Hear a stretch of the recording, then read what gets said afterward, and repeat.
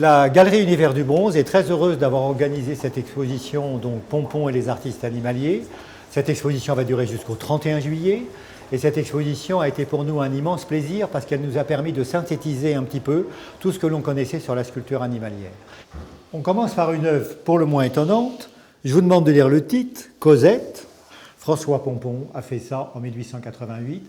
Pompon a 33 ans. C'est l'âge auquel un artiste souvent commence à vouloir exposer sa pièce, je dirais qu'il va l'imposer en tant que sculpteur. Et cette pièce, j'ai jamais compris pourquoi elle n'avait pas de succès, parce qu'elle montre déjà tout le talent de Pompon dans c'est le mouvement qui crée la forme. Le mouvement détermine la forme. Mais ce qui est étonnant, c'est que c'est un flop complet. En 1918, Pompon était à ramasser financièrement. Il n'avait pas un sou. En 1916, pour vivre, il était obligé de porter des sacs de sable. Et en 1916, il avait 61 ans. Et je me suis aperçu qu'il avait fait ses premières œuvres animalières pour lesquelles il était connu, c'est-à-dire les œuvres lisses, quand il avait 61 ans. Il va simplifier, supprimer les falbalas, faire une surface lisse, et néanmoins, et c'est là où est tout son talent, c'est qu'il arrive à garder la substance de l'animal, et pour certains animaux, il arrive même à en faire des portraits. On voit tout à fait clairement ici que le mouvement détermine la forme, puisque l'animal marche.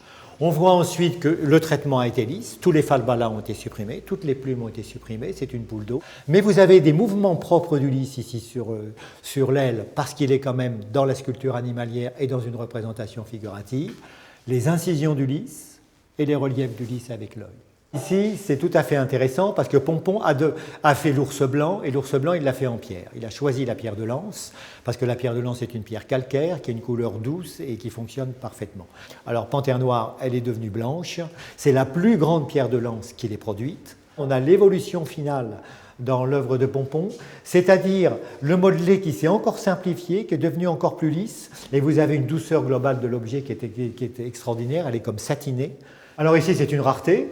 Quand on le regarde là, il a l'air vraiment mignon, enfin mignon, ridicule, je ne sais pas, mais on est porté par une émotion. Quand on regarde les yeux, là, vous avez un goré précis.